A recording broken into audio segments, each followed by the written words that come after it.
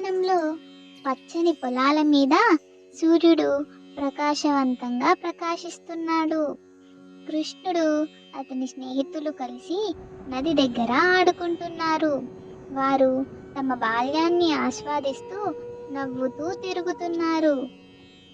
కృష్ణుడు తల్లి యశోదమ్మ అతను నది దగ్గర ఆడుకుంటున్నాడని ఆందోళన చెందుతూ ఇంటి నుండి అతనిని కృష్ణ అని పిలుస్తుంది. కృష్ణ, లోపలికి రా, భోజనానికి సమయం అయ్యింది అని ఆమె సున్నిత స్వరంతో చెప్పింది. కృష్ణుడు తన తల్లి పిలుపును పట్టించుకోకుండా ఇంకా కాసేపు సరదాగా సమయం గడపాలి అని అనుకుంటాడు. వారి స్నేహితులతో పాటు మట్టిలో ఆడుకుంటున్నాడు. అందరూ కలిసి చాలా సంతోషంగా మట్టితో ఆడుకుంటున్నారు. అప్పుడు కృష్ణుడు చేతి నిండా మట్టిని తీసుకొని తినడం ప్రారంభించాడు.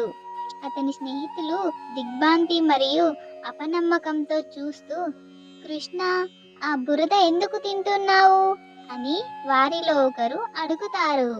యశోద కృష్ణుడు ఉన్న స్థలానికి వెళ్ళింది.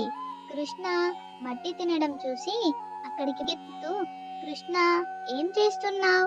ఆ బురద ఎందుకు తింటున్నావు అని కోపగించింది. అప్పుడు కృష్ణుడు ఆమె వైపు చిరునవ్వుతో చూస్తున్నాడు. అప్పుడు కృష్ణుడు, మేము మామూలుగానే మట్టితో ఆడుకుంటున్నామమ్మా, నేను మట్టి తినలేదు అని చెప్తున్నాడు. యశోదాకి పూర్తిగా నమ్మకం కలగక లోపలికి రమ్మని మెల్లిగా తిట్టింది.